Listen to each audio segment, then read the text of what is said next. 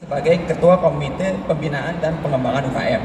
Pengalaman beliau ini di bidang ekspor sudah sangat luas sekali. Beliau selama 6 tahun sudah berhasil ekspor ke 42 negara. Betul ya Pak ya?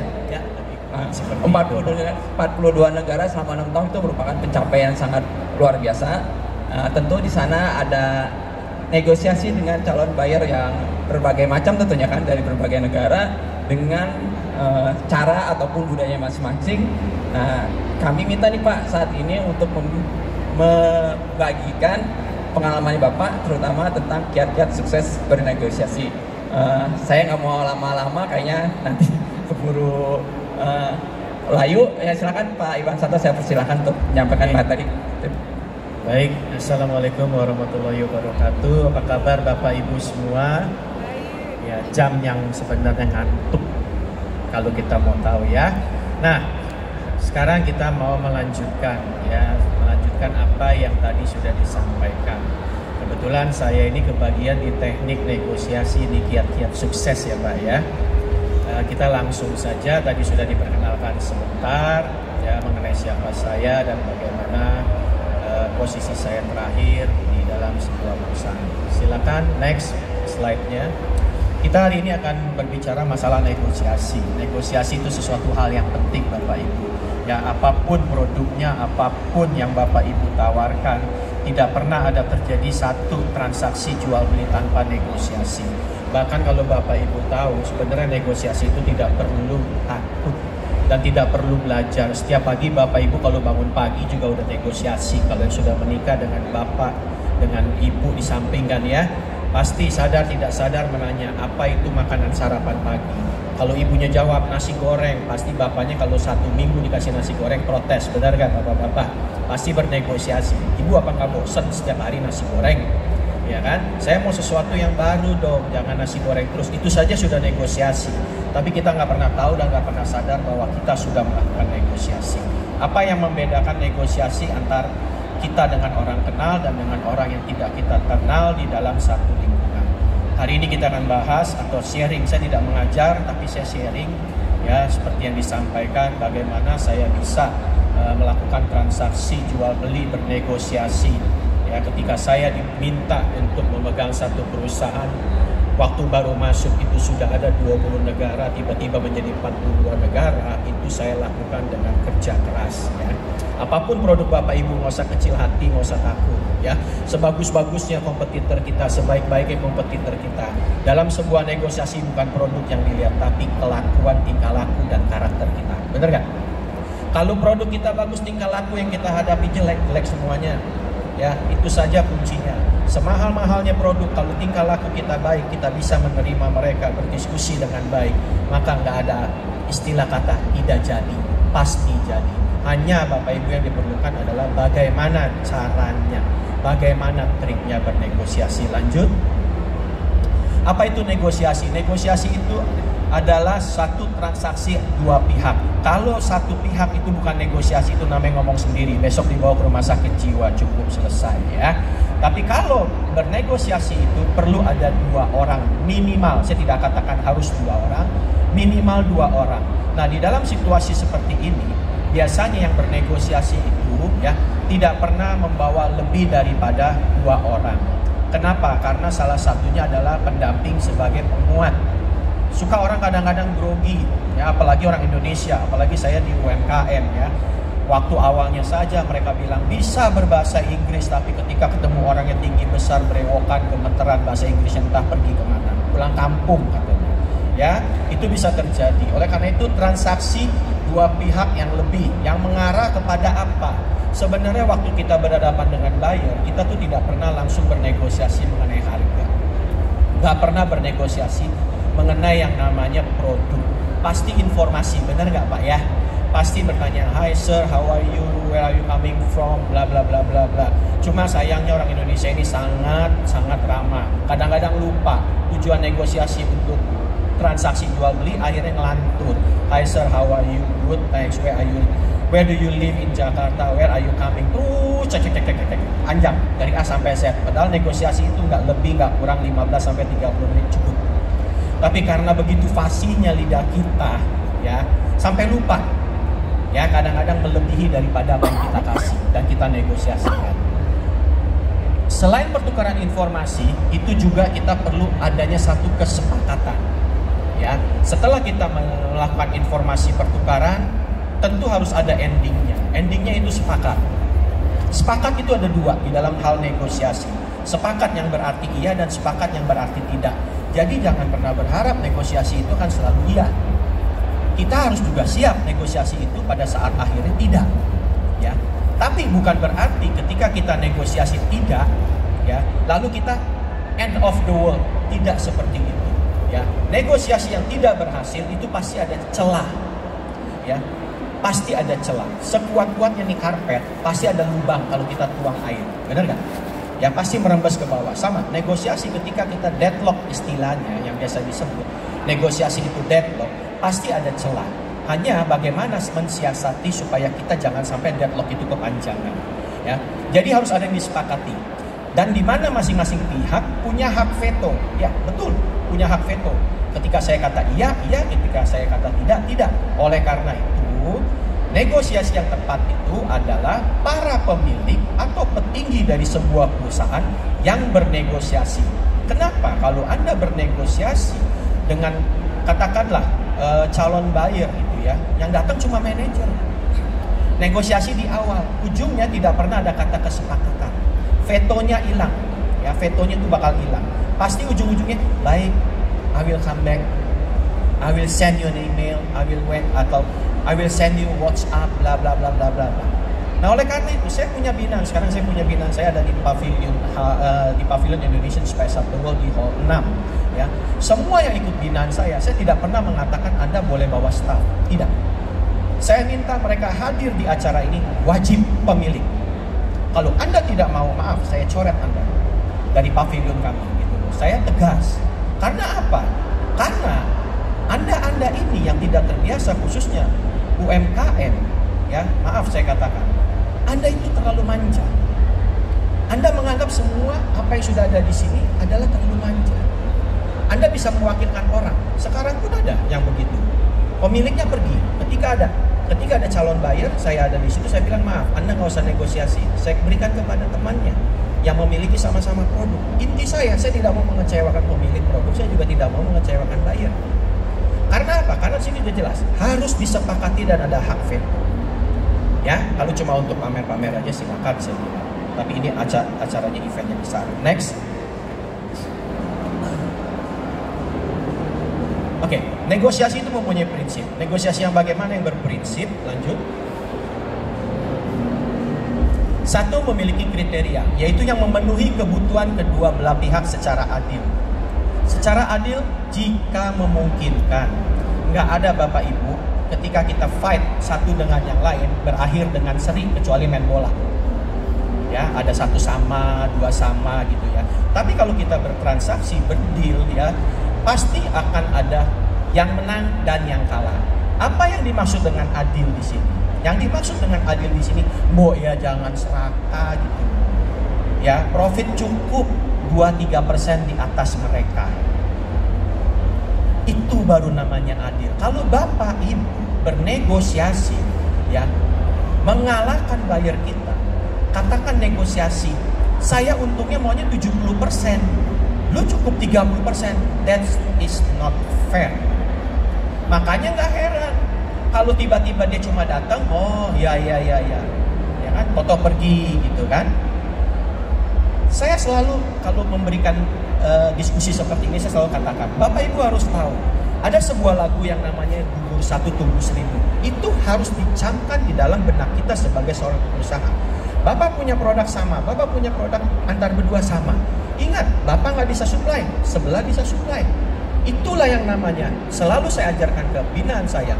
Ingat, setiap perusahaan, lagu gugur satu tumbuh seribu. Saya tidak bisa beli dengan Anda, masih ada 1000 UMKM yang mampu mensuplai saya. Benar nggak?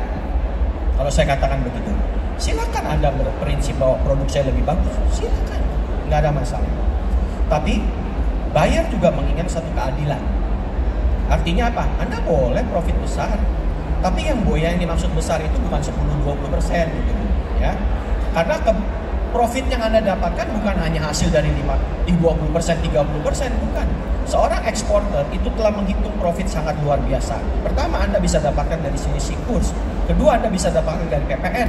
Ketiga, Anda bisa dapatkan dari bahan baku yang Anda sudah beli sekian lama sebelumnya. Kenapa harus Anda lakukan profitnya sampai sedemikian besar? Jadi, ingat, prinsip pertama, adil. Yang kedua, efisien. Efisien dalam bernegosiasi bukan berarti kita harus benar-benar efisien menawarkan harga, bukan. Efisien di sini lebih banyak saya mengutarakan dalam hal waktu.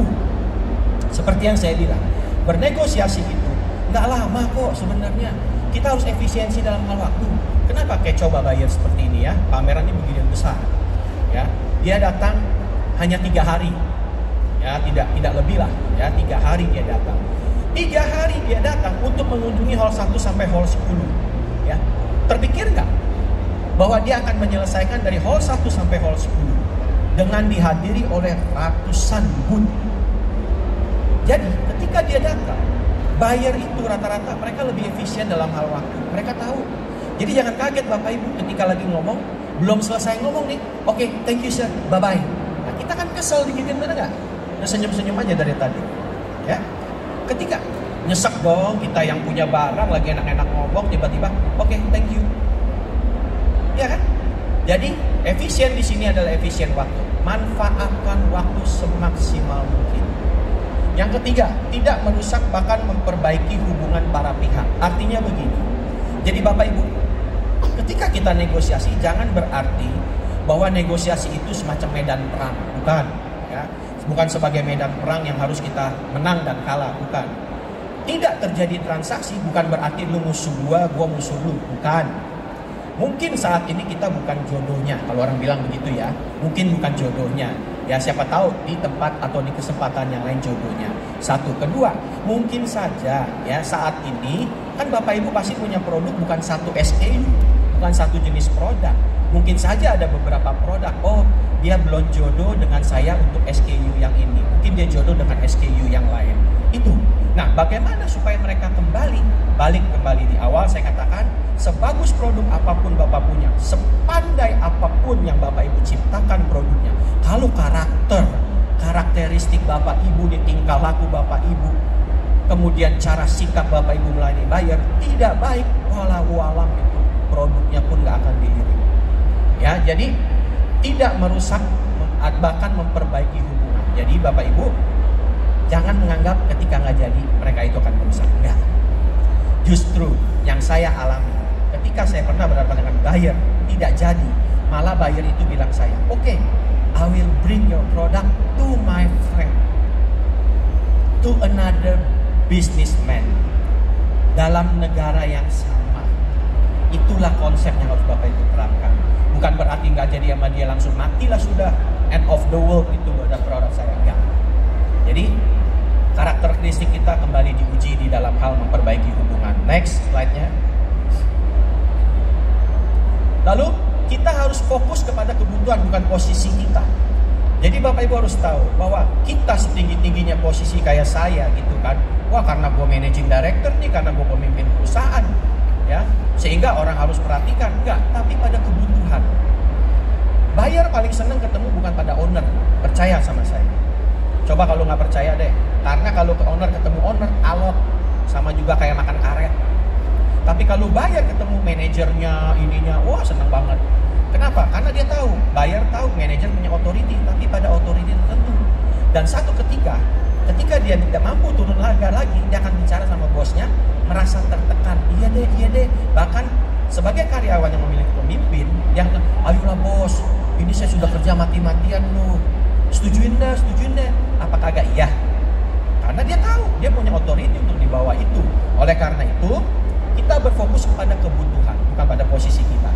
Posisi adalah apa yang sudah kita putuskan, sedangkan kebutuhan apa yang kita mendasari keputusan yang dibuat dalam hal itu. Oke? Apa yang kita buat? Yang berikutnya, cari tahu kebutuhan dari pihak yang sedang bernegosiasi. Kita korek. Rata-rata orang pada saat bernegosiasi bukan mengorek kebutuhan, tapi yang dikorek apa? Kebanyakan yang dikorek personal. Maka saya bilang, negosiasi kadang-kadang panjang bukan karena kebutuhan, tapi dikorek detailnya. kamu sebagai apa di perusahaan, ya, kamu sudah berapa lama kerja, terus produknya apa saja yang diproduksi. Itu bukan hal itu yang harus dikorek, tapi bagaimana mengorek produk yang akan dibeli. Contohnya misalkan produknya A. Oke, Anda kenapa mau produk A? Siapa kompetitor produk A? Di sana sudah masuk kemana produk A ini? Pasar modern, pasar tradisional, atau siapa saja kompetitor-kompetitor perusahaan itu? Melakukan kegiatan apa saja kompetitor itu terhadap produk saya? Seperti itu yang harus dikorek. Jadi bukan hal-hal yang korek yang mengenai bayarnya, bukan posisinya. Ya, ujung-ujungnya nanya, Anda punya saham nggak di situ? Kalau punya saham berarti Anda pemilik perusahaan gitu. Nggak perlu, Bapak Ibu nggak perlu. Jadi cukup disampaikan, cari kebutuhan, ya, apa yang dibutuhkan dari pihak yang sedang bernegosiasi dengan menanyakan why not? Kenapa Anda tidak membeli produk saya? Ya kan benar kan? Jadi produknya yang harus diselidiki. Kompetitornya sebelum dia bertanya why not, why, terus-terusan. Lebih baik kita jelaskan. Dan salah satu yang membantu kita untuk menjelaskan adalah penguasaan Bapak Ibu terhadap negara-negara di mana calon buyer itu ada. Nah, kalau kita pemain ekspor nih, sebelum negosiasi kita tuh harus kuasain Bapak Ibu. Bapak Ibu mau jual kemana? Misalkan ke Singapura. Udah harus kuasain berapa jumlah penduduk di sana, berapa orang Indonesia di sana, ya, berapa jumlah supermarket di sana, berapa tokonya di sana, atau kita sebut mama store, kemudian berapa ini, berapa itu loh. Kenapa dia melakukan ini, kenapa dia melakukan itu, ya kan? Ada film anak-anak kan, atau kalimat mengapa begini, mengapa begitu, benar kan? Itu yang harus ditanya kepada buyer. Oke, next.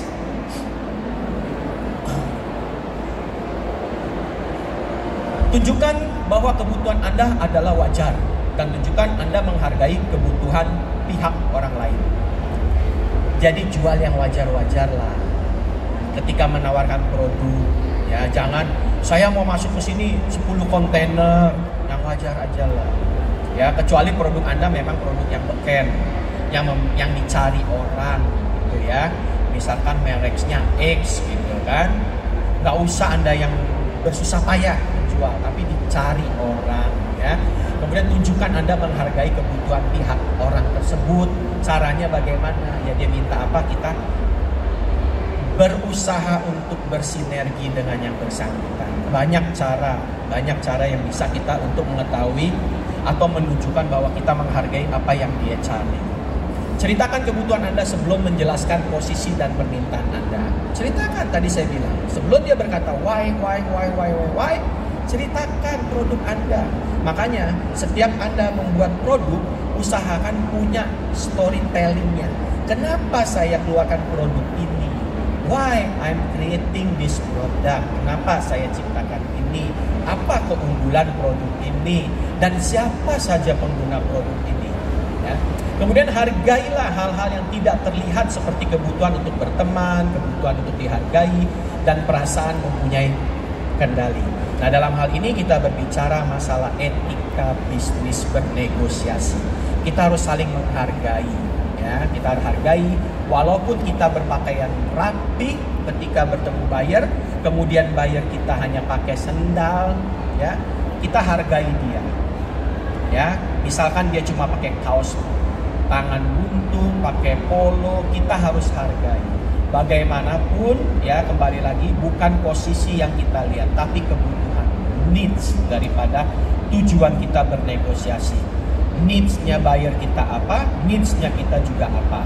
Jadi kita di samping produk kita pun harus menghargai yang namanya etika bisnis bernegosiasi. Lanjut. Oke, kesepakatan berdasarkan standar yang objektif. Setiap masalah dipecahkan bersama. Kesulitan yang terjadi antara pembeli dan penjual itu adalah terjadinya satu perbedaan, yaitu pertama yang berbeda adalah pasti angka. Benar gak? Ketika kita bernegosiasi, yang dilihat pertama angkanya dulu, ya. Nah, kita rupiah, dia US dollar. Nah, kita bagi rupiah ke dalam US dollar, dia hitung ke dalam kursnya dia. Makanya saya bilang setiap masalah dipecahkan bersama. Sama-sama duduk, hitung bersama. Berapa yang cocok harganya. Kenapa dia selalu berbicara masalah harga dulu? Bapak Ibu harus paham. Di dalam dunia ekspor, kecuali menjual ke negara asal di mana dolar itu ada, itu boleh. Artinya tidak pusing, cuma boleh yang pusing kita. Tapi kalau Bapak Ibu jual ke Saudi Arabia, di dalam struktur harga, Bapak harus kurs exchange ke US, benar nggak? Anda menawarkan US ke negara lain yang mata uangnya bukan dolar, berarti dia pun harus beli dolar, benar nggak? Iya dong, ya kan? Kalau dari mata uang Saudi Arabia, dia kan mesti beli kurs ke dolar kan? Terbayang nggak kita sebagai penjual bahwa dia juga akan mengalami kerugian dalam hal itu? Saya yakin nggak ada yang terbayang. Yang penting saya jual kok dalam US dollar kok. Lo mau rugi mau nggak terserah. Nanti jual aja kepada konsumen di sana dengan harga yang sesuai kamu beli. Benar nggak? Ujung-ujungnya nggak jauh, nggak lama dah Bapak Ibu. Percaya sama saya, beli cuma trial. Produk trial 1-2 karton. Saya trial dulu ya. Saya ini dulu ya, karena apa? Perbedaan kurs saja sudah menjadi hambatan. Makanya pecahkan bersama apa yang terbaik. Sebagai contoh, saya nih pernah ekspor. Saya ke Singapura ekspor. Saya nggak pakai US dollar.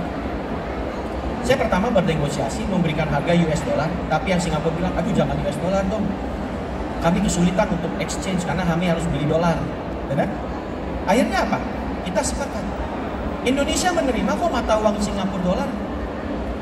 Kenapa kita tidak pakai mata uang Singapura dolar? Akhirnya kami berubah. Kami mengalah. Kami mengikuti mereka. Mereka nggak perlu exchange dolar. Kita yang membagiannya dengan Singapura dolar. Akhirnya deal tuh jalan. Nggak ada 5-10 menit. Terjadi transaksi. Oleh karena itu Bapak Ibu harus tahu dan paham. Negara mana saja yang bisa melakukan bisnis ekspor transaksi tanpa menggunakan US dollar, silakan cari di perbankan mana yang menerima mata uang mereka, seperti itu. Ya, yang berikutnya berikanlah alasan, berikan alasan yang tepat setiap kesepakatan. Ya, alasan yang tepat. Oh, terima kasih sudah sepakat, harganya bagus. Jadi karena apa? Menghargai apa yang dinegosiasikan. Kemudian jangan mudah ditekan. Kita nggak boleh mudah ditekan dan kita tidak boleh mudah menekan. Biasanya bicara tekan menekan itu berasal dari kita.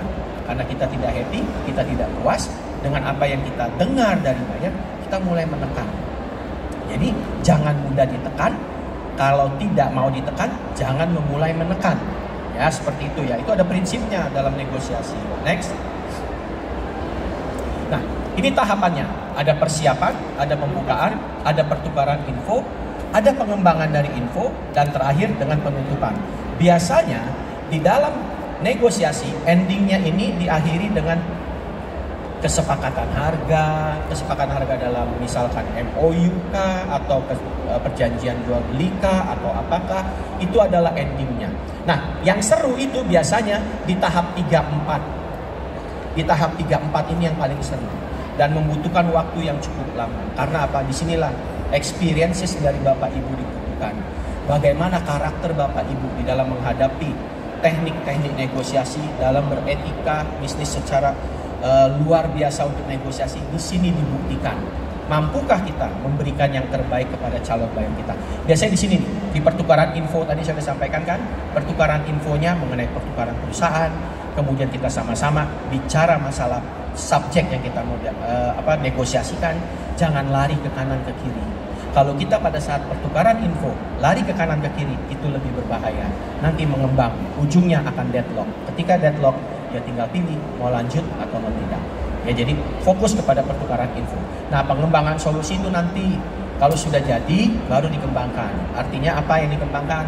Mungkin dia lihat harga bagus, dia akan menambah volumenya, ditambah atau variannya ditambah, atau pengirimannya diatur bagaimana, dan segala macam. Itu adalah pengembangan dari hasil negosiasi. Lanjut.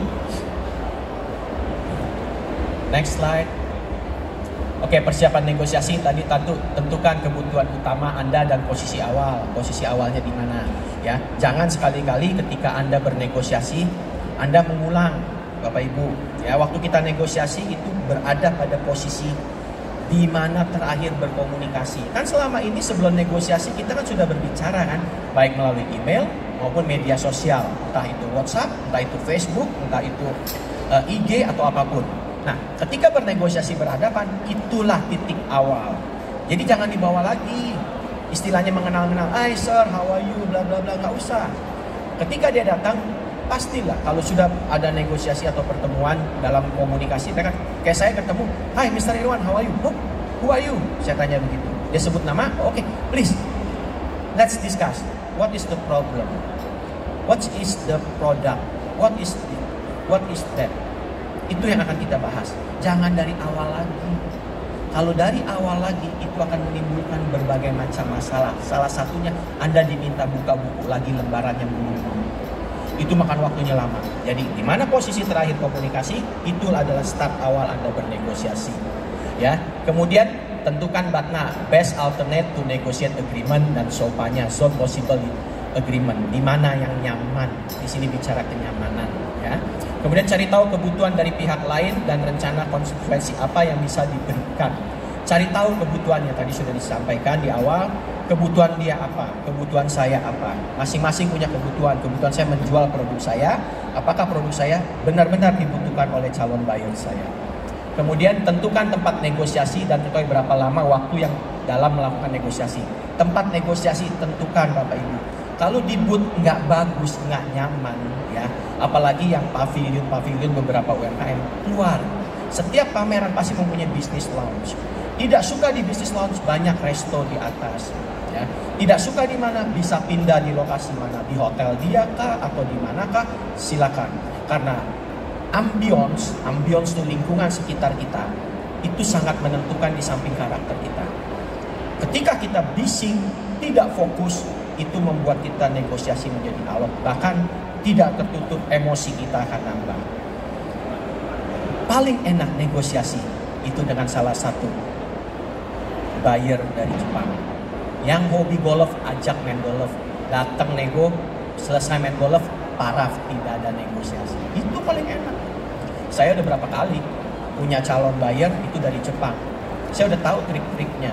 Kalau mau sukses dengan buyer Jepang, ajak main golf. Datang main golf, "Sir, how are you?" Sambil jalan, sambil ngobrol. Begitu selesai acara, "Where is the agreement? Let me sign. I'll send you the PO." Selesai, that's it. Jadi ada triknya, ya. Tinggal cari tahu aja di mana. Lalu, bentar. Tentukan tim yang terlibat dalam negosiasi. Tentukan siapa yang mau diajak. Cukup Anda sendiri kalau ada kompeten, lakukan sendiri. Kalau tidak, ya sudah.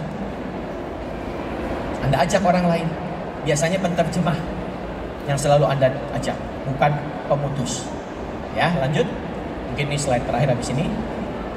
Pembukaan negosiasi, tadi kembali lagi sedikit mengulang, berikan kesan yang baik, lakukan basa-basi, tapi bukan panjang lebar, dan sepakati peraturan proses negosiasi. Itu ada peraturannya banyak, panjang. Oke, lanjut. Siapa yang memulai? Kita yang memulai selaku tuan rumah. Informasi apa yang perlu disampaikan? Company profile kita. Tapi bukan berarti dari awal, karena kan kita sudah mulai dari medsos, ya. Yang detailnya company profile segala macam. Bagaimana menggali informasi dari pihak lain? Gampang, ya, gali saja. Tapi jangan lari kemana-mana ya, ngelantur ya. Kita ini paling suka ngelantur, misalnya kalau lagi negosiasi. Oleh karena itu butuh keheningan. Pastikan kebenaran informasi yang diberikan pihak lain. Jadi harus dipastikan. Ya, caranya ceklah sebelum negosiasi, Bapak Ibu cek, bisa melalui Mbah Google, tanya Mbah Google tuh PT-nya apa, direksinya siapa, atau kebetulan seperti pameran ini ada orang-orang dari KBRI, KJRI, ADDA, ITPC, Anda bisa tanya sebelum bernegosiasi, ya, atau ke help desk, siapa yang bisa diajak membantu untuk mengetahui detailnya. Periksa relevan atau tidak, bagaimana jika ada pihak yang tidak memberikan informasi, dan perhatikan bahasa tubuh. Tadi saya balik lagi, bahasa tubuh Anda sangat penting. Pakaian, dandanan khusus ibu-ibu, ya, jangan menor, mentang-mentang yang datang itu orang Itali, orang Prancis, orang Spanyol yang gaya wah keren-keren banget, terus ibu-ibunya langsung berdandan dengan menor-menornya, ya. Biasa saja, dalam hal itu biasa, nggak perlu sesuatu yang wah, ya, karena ini saya bisnisnya berlian, langsung pasang cincin berlian di mana-mana gitu ya, sekalian sama kalungnya berlian, kalau perlu mau batunya di perut saya gitu, berlian semua, nggak perlu kayak begitu, normal saja, biasa saja. Jadi perhatikan bahasa tubuh kita ketika kita negosiasi. Antara lain yang berikutnya adalah gaya Anda duduk. Banyak orang kalau negosiasi duduknya begini. Benar nggak? Ada yang negosiasi mainin bolpen, puter-puter tuh bolpen. Kalau nggak coret-coret kertas. Kalau nggak duduk kakinya yang begini. Banyak. Perhatikan, kalau negosiasi sikap yang benar. Duduk berhadapan seperti Anda kerja di kantor. Jam terbang Anda jauh lebih rendah atau lebih kecil dibandingkan jam terbang buyer. Dia sudah keliling ke berbagai negara. Anda cuma bermain di Indonesia. Bagaimana berhadapan dengan dia? Dia lebih tahu. Dia sudah bertemu banyak orang dari Saudi Arabia, dari Timur Tengah, dari Afrika, dari segala macam. Dia sudah berhadapan. Sikap-sikap begitu mereka sudah tahu. Jadi bagaimanapun sikap yang Anda lakukan, itu bagi dia, oh ini orangnya grogi, oh ini orangnya begini, oh ini orangnya begini. Dia punya cara untuk masuk dan menjatuhkan Anda. Ingat, negosiasi harus ada yang menang dan kalah, tapi harus ada adilnya. Lanjut. Wah, banyak juga ini slide-nya. Mengembangkan solusi, klarifikasi kebutuhan pihak lain. Ya, tadi mengembangkan solusi. Kita harus klarifikasi kebutuhannya, kemudian pikirkan secara kreatif solusi yang baik, dan kembangkan beberapa alternatif solusi. Jadi setelah ada penyampaian informasi, sepakat dan dikembangkan dari hasil itu. Lanjut. Penutupan. Oke, terakhir mungkin ya. Pastikan kesepakatan telah benar. Sebelum Anda close, pastikan sudah benar. Caranya, ketika hasil negosiasi hendaknya dicatat. Kita ini paling males kalau negosiasi catat. Nah, setelah selesai catat, berikan catatan kita kepada dia untuk saling bertukaran. Kalau dia sepakat, minta dia paraf, Bapak Ibu. Itu sebagai salah satu bukti awal negosiasi bahwa transaksi sudah disepakati. Sehingga ketika nanti dia pulang, dia tiba-tiba bicara ini, bicara itu, mereka sudah pegang buktinya, ya, dan sudah disepakati bersama. Pastikan hubungan baik atau lebih baik jika diperlukan, dan pastikan semua pihak mengerti. Jadikan sebagai kerjasama. Oke, jadi ini adalah kerjasama. Lanjut. Tips terakhir, jika diperlukan, simpan alasan sebenarnya dari kebutuhan Anda. Pastikan siapa yang berwenang dalam membuat keputusan. Tadi saya bilang, usahakan setiap acara negosiasi pemilik barang, bukan staff. Ya. Kemudian jangan terbawa emosi dan jangan terburu-buru. Ya, ketika Anda nggak mood, sampaikan kepada calon buyer Anda, maaf saya lagi nggak mood, saya habis berantem dengan anak saya atau dengan istri saya, atau saya baru jatuh atau segala macam, saya nggak dalam kondisi fit. Sampaikan. Nggak ada buyer yang bilang, wah nggak bisa, gue harus hari ini. Nggak ada. Semua memiliki etika bisnis. Kalau nggak bisa, berikan alasan yang tepat. Hargai perasaan orang lain, kita harus bisa menghargai. Kemudian lebih banyak mendengar. Ini paling susah. Orang Indonesia paling banyak sulit mendengarkan. Lebih banyak memerintah, lebih banyak berbicara. Tidak pernah mau dengar. Buktinya banyak. Kenapa banyak tidak pernah bisa ekspor? Ya, karena tidak mau mendengar situasi di sana seperti apa, dia tidak mau dengar. Bahwa orang sana tidak suka ini, dia tidak mau dengar. Yang penting produk saya Anda beli, Anda jual. Selesai, nggak bisa jual, saya kasih diskon. Nggak laku, ya sudah, saya cari agen lain. Itu kebiasaan kita semua. Lanjut. Selalu siap dalam fallback position. Usahakan bukan menjadi yang pertama dalam memberikan penawaran harga. Aim high, berusaha memberikan penawaran yang tinggi. Ya, kita berusaha untuk memberikan penawaran yang tinggi, tapi kita siap bernegosiasi. Fokus pada tujuan utama, tapi siap memberikan konsekuensi hal lain. Kita harus siap memberikan yang lain, ya, solusi yang lain. Lanjut. Mungkin dari saya itu saja, Pak. Baik, terima kasih. Assalamualaikum warahmatullahi wabarakatuh. Waalaikumsalam warahmatullahi wabarakatuh. Baik, terima kasih Pak Irwan atas materi yang sudah diberikan. Sementara Pak Irwan minum dulu, istirahat dulu. Udah lama Pak Irwan berbicara, menyampaikan materi. Saya tawarkan kepada audiens, apakah ada yang mau bertanya? Apakah ada yang mau curhat? Karena sekarang kan lagi pameran ya, mungkin ada yang sedang bernegosiasi atau malah malu memulai negosiasi. Silahkan ditanyakan pada pembicara dari audiens. Apakah sudah ada yang mau bertanya? Kalau enggak, saya dulu Pak yang mau bertanya. Memulai, takutnya belum panas nih audiensnya. Ini Pak, menarik banget karena saya sebelum kesini saya keliling nih Pak. Kebetulan ada beberapa binaan kita yang lagi pameran dari PPIJP. Dia cerita bahwa dia lagi ada calon buyer dari India datang melakukan penawaran, dia negosiasi terkait dia harga nih Pak. binaan kita menawarkan 400 US dollar, tapi langsung ditawarnya itu nggak kira-kira kata dia, langsung ditawar 150 US dollar. Itu gimana tuh Pak? Apakah dalam bernegosiasi, kalau binaan kita sih dia udahlah nggak usah ditanggapin. Nah itu sebaiknya gimana Pak? Apakah diemin, apa ditawar, apa dinego, bagaimana sebaiknya? Bayarnya ini dari India Pak. Oke, baik. Nah, maaf, untuk audiens silakan dipersiapkan pertanyaannya ya, silakan Pak. Oke, baik. Kalau dalam kasus 400 ditawar 150 ya, pasti kalimat pertama yang keluar dari Anda, walaupun tidak secara jelas, gile 400 jadi 150. Wah, neken banget nih. Emang lu kira produk gua produk murahan? Biasa. Ya, berbagai macam timbul di kepala sama di hati. Ya. Biarin aja dia nawar 150. Justru itu menjadi tantangan. Kenapa dia bisa sampai menawar 150? Kalimat pertama yang harus ketika dia tawar menjadi 150, kalimat pertama adalah, apa dasar Anda menawar 150? Itu kalimat pertama. Biarkan dia berbicara. Makanya saya bilang kan, jadilah pendengar. Dia bicara. Kedua, ketika dia memberikan A, B, C, D, E, F, G, kedua, tanya, Anda membandingkan produk saya dengan produk apa? Kan di negara dia banyak tuh mereknya tuh. Cuma satu hal yang saya bilang tadi, Anda pun harus bisa tahu siapa kompetitor Anda di negara tersebut. Jangan kita ngecap tapi kita nggak tahu kompetitornya. Itu loh. Saya dulu bekerja di satu perusahaan menjual snack, wafer, biskuit wafer. Ya. Saya mau masuk ke negara Malaysia. Awalnya cuma agen. Saya tanya sama dia, siapa kompetitornya produk ini? Saya tanya sama dia, dijawab. Tapi ada satu produk yang dia nggak sebut dan saya yang sebut. Dia bingung, loh, Mr. Dirwan kok tahu? Loh, sebelum Anda tahu, saya sudah menguasai semua biskuit wafer siapa mana saja dari negara mana saja yang masuk ke Malaysia. Sehingga ketika ditawar 150, kita bisa tahu bargainingnya seperti apa, kompetitor kita seperti apa. Nanti pasti ditanya, loh itu kan mereknya lain, ini kan begini, gitu kan. Oke. Promosinya apa yang dilakukan produk itu, sehingga kita bisa tahu. Karena apa? Tidak ada buyer yang beli produk kita itu waktu promosi melakukan promosi dengan duit sendiri, nggak ada. Semua sudah dihitung, makanya dia tawar sampai 150.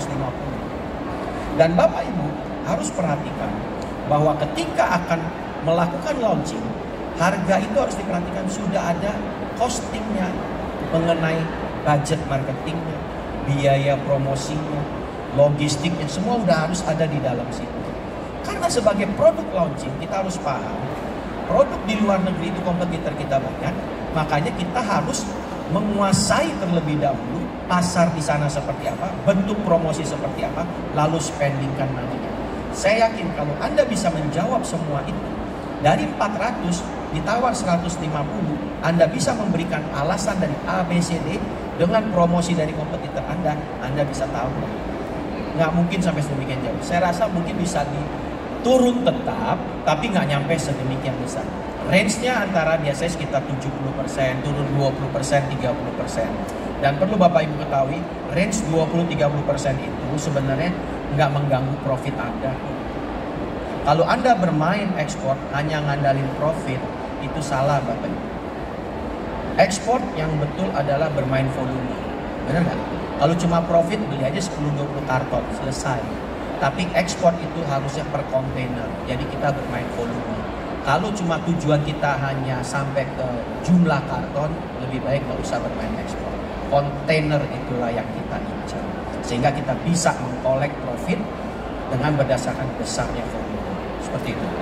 Mudah-mudahan terjawab Pak Chris. Baik, terima kasih Pak Irwan. Nanti saya sampaikan ke binaan kami. Baik. Pak Irwan, kebetulan ini ada kabar gembira juga. Ternyata kita kedatangan tamu Pak. Kita kedatangan tamu dari Pak Michael Wawo. Silakan Pak Michael Wawo. kami panggil ke depan panggung ya Pak Michael Wawo ini.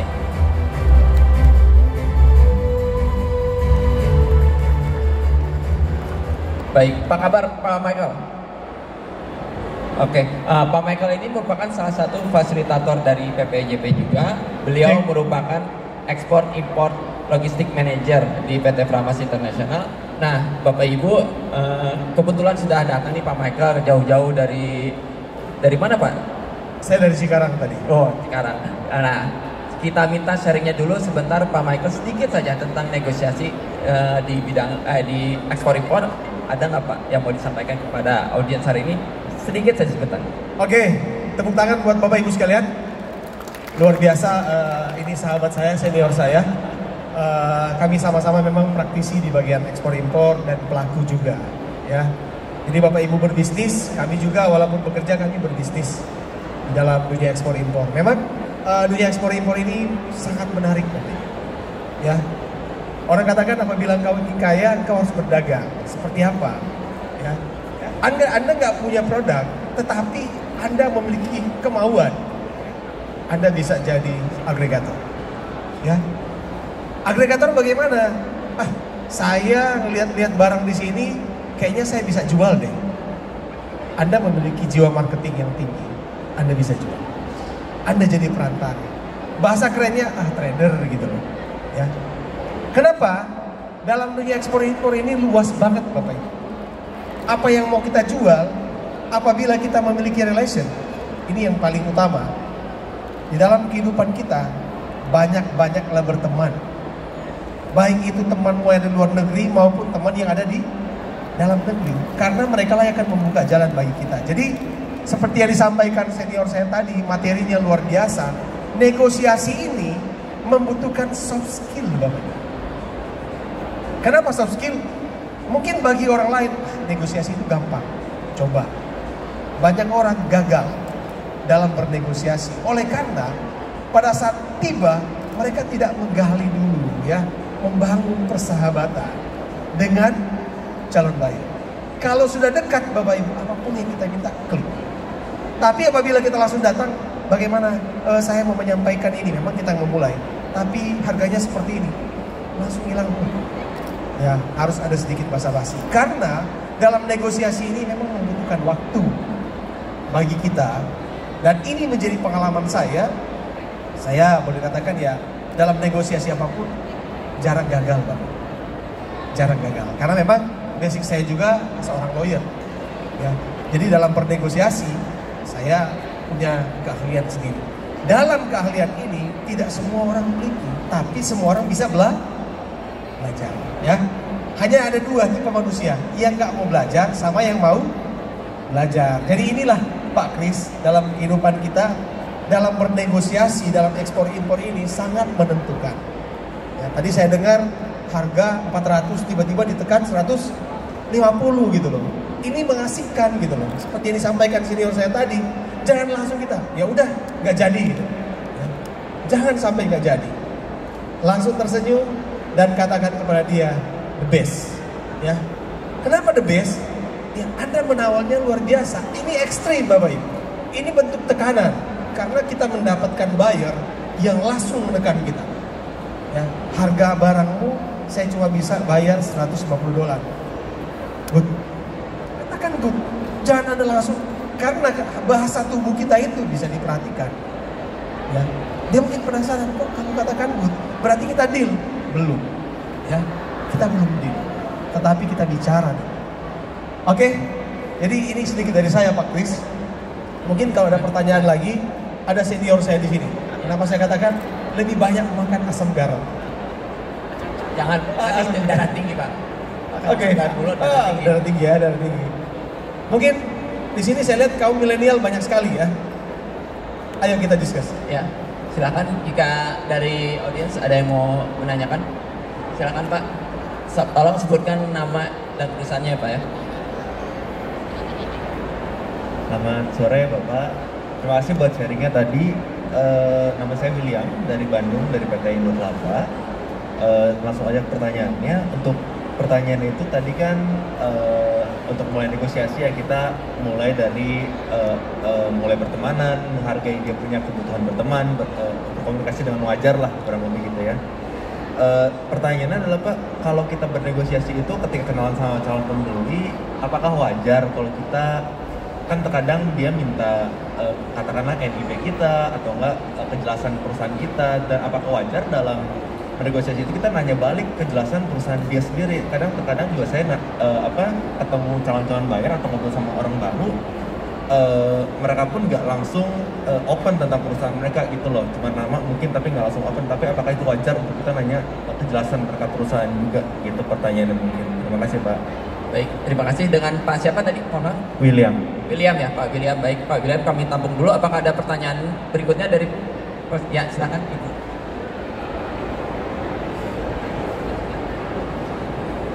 Ya, saya Lulu dari PT Sejahtera Mitra Lestari, perusahaan chemical nih Pak. Nah, yang ingin saya tanyakan mengenai negosiasi kan biasanya terkait indikasi harga ya Pak ya. Ini kan tadi yang dicontohkan negosiasi secara langsung. Sedangkan kan kalau ekspor impor kan biasanya kita by email, by WhatsApp atau call. Nah, terkadang sedikit juga kita jadinya setelah menginformasikan harga di ghosting gitu Pak. Nah, itu yang seperti itu bagaimana Pak kita harus melakukannya supaya bisa jadi deal gitu Pak. Terima kasih. Baik, terima kasih Ibu Lulu. Apakah ada pertanyaan lagi? Satu pertanyaan lagi kita tampung sebelum kita berikan kesempatan untuk pembicara menjawab. Tidak ada. Baik, kalau mau ada yang nanya silahkan dicatat dulu, nanti kita coba tawarkan ke pembicara untuk menjawab. Untuk pertanyaan pertama nih dari Pak William nih terkait legalitas yang ditanyakan. Mungkin dari Pak Michael bisa bantu jawab. Oke, Pak William, pertanyaan yang bagus. Ini sering dipertanyakan bagi orang-orang pemula dan pada saat kita baru bertemu dengan buyer. Wajar nggak sih kalau kita menanyakan legalitas? Kalau kita sudah berteman dengan buyer, ini akan enak sekali loh. Ya, saya selalu, kadang-kadang saya follow dan kadang-kadang saya minta pertemanan. Kenapa? Saya akan cari tahu seperti apa kegiatan buyer saya ini. Bener nggak dia seorang buyer yang luar biasa yang memiliki track record yang baik? Bisa kelihatan nanti.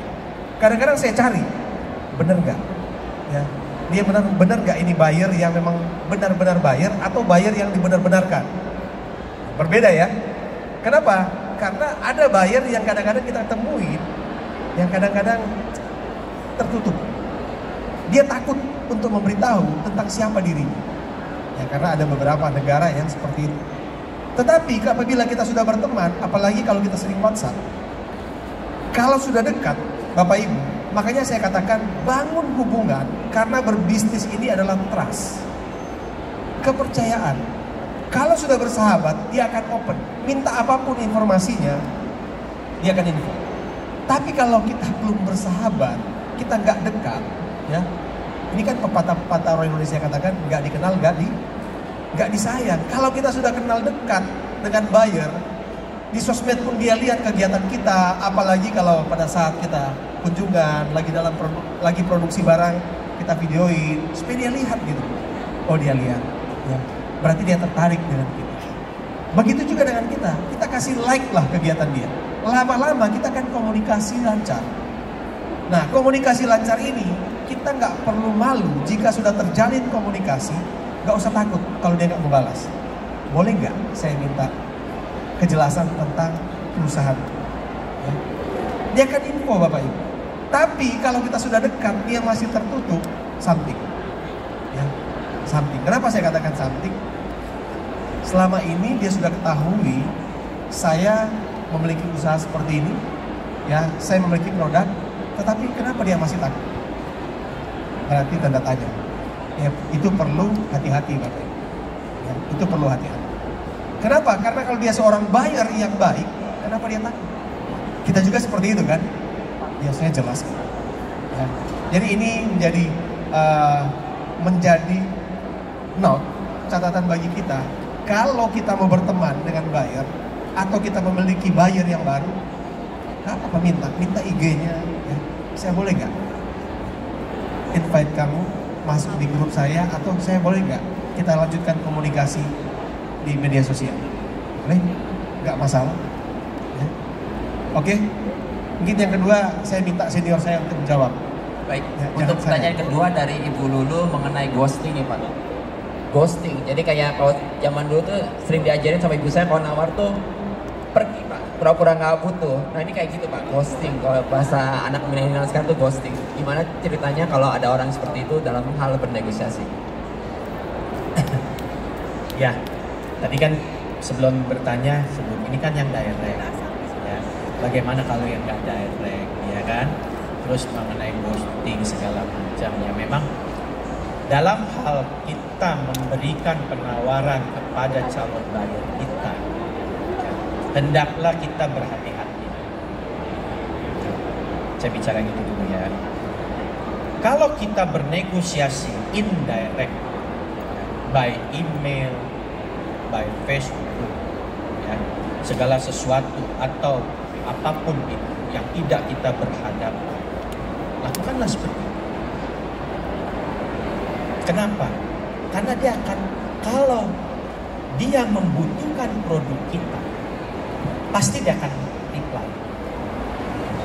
Oleh karena itu saya paling nggak pernah memberitahukan kepada bidang saya, ketika Anda tidak disamperi oleh calon buyer, ya di dalam satu pameran atau apapun, dia minta harga, saya tidak pernah mengatakan langsung berikan harga. Kenapa? Biasanya harga yang Anda berikan itu akan menjadi patokan sebagai pembanding harga yang berikutnya. Ini kalau bicara pemberian harga. Nah kalau indirect, memang kebanyakan orang begitu mengirim surat penawaran suka lama di reply. Itu ada batas waktunya. Kalau sekian lama tidak di reply, Anda bisa mengkomunikasikan lagi. Kenapa belum di reply? Ya. Kalau dia menawar by email tidak sesuai kebutuhan kita, ya kita seperti yang kami disampaikan, tinggalin aja dulu. Nanti pasti pada saatnya dia akan kembali ke kita. Nah, sekali lagi, ketika Anda ingin menjual produk Anda, ya, usahakan dan biasakan untuk menampilkan kompetitor kita. Artinya, bukan kita sebutin harga kompetitor kita, bukan. Siapa kompetitor kita? Kita tahu dia ini di berapa bermainnya dan kita berapa bermainnya. Layak tidaknya, at the end kita memutuskan. Kalau Anda tidak menguasai itu, Anda nggak bisa main di mana tuh. Kalau yang indirect yang tinggalin aja, atau kebanyakan menguapkan. Ya, kebanyakan menguapkan. Begitu kasih harga, yang indirect menguap entah terbang kemana. Ya. Nah, perlu juga kita ketahui, seorang buyer biasanya meminta produk Anda berarti dia butuh. Dan itu kelihatan. Kalau dia butuh, dia akan mempelajari produk Anda. Kalau dia tidak butuh, dia akan mencari harga. Mau tahu ini berapa, nanti sebagai pemain. Ya, bermain kayak layangan lah, tarik ulur kalau yang indirect. Kalau yang direct lebih enak lagi, tarik ulur. Saya biasanya begitu, kalau situasi kayak begini, negosiasi, nggak ketemu nih, saya tinggal. Saya bilang, excuse me, I'm going to toilet first. Seperti itu, gitu kan. Tinggal, saya nggak ke toilet, saya nongkrong di tempat yang lain. 10-15 menit baru saya balik. Itu caranya. Kalau yang indirect, yang direct pun seperti itu. Apalagi yang indirect. Mungkin menjawab? Oke, kasih. Baik, terima kasih Pak Michael dan Pak Irwan. Saya tawarkan lagi kepada audiens. Ada yang mau bertanya? Silakan, Bapak. Ada lagi? Baik, Bapak silakan. Bisa tolong mic-nya?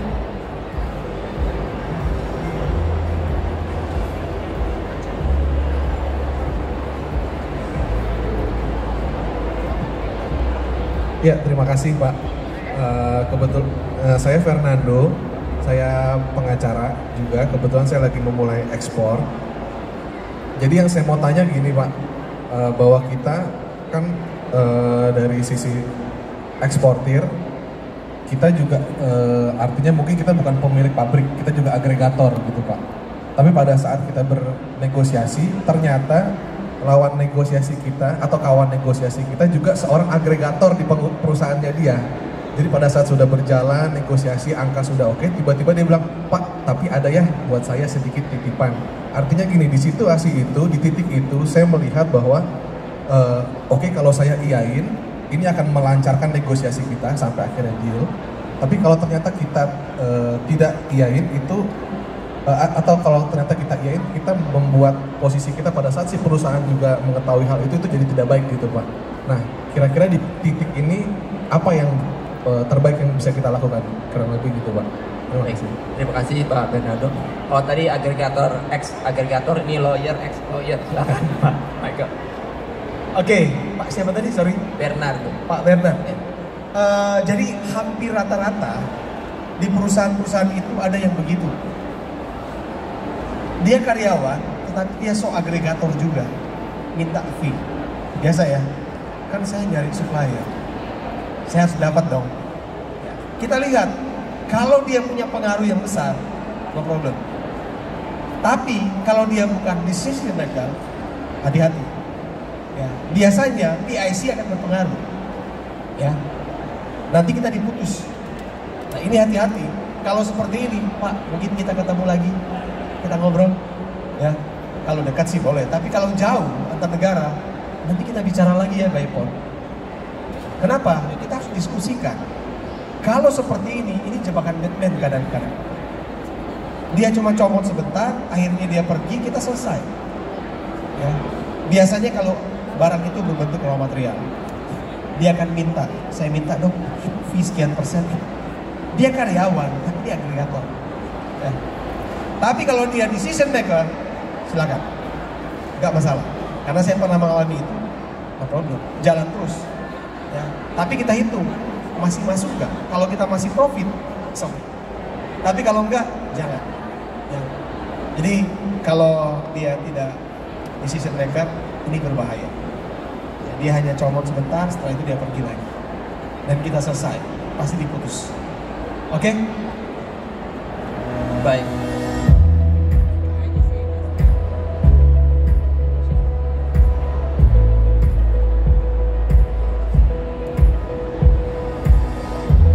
Baik, terima kasih Pak Michael, terima kasih Pak Irwan Satowijaya atas materi yang sudah diberikan, terima kasih juga atas sharingnya, terima kasih juga untuk para audiens yang sudah hadir, tapi mohon maaf atas keterbatasan waktu juga. Sesi untuk kiat sukses bernegosiasi sore ini kami cukupkan sampai sini. Terima kasih atas perhatiannya. Kita doakan bareng-bareng ya Pak ya, semoga yang sedang bernegosiasi di Trade Expo Indonesia ini segera mendapat closing atau segera deal. Kalaupun tidak ada negosiasi, mudah-mudahan segera dapat negosiasi. Terima kasih. Akhir kata saya ucapkan wassalamualaikum warahmatullahi wabarakatuh. Tepuk tangan untuk para pembicara. Tepuk tangan untuk kita semua. Terima kasih Bapak Ibu. Thank you.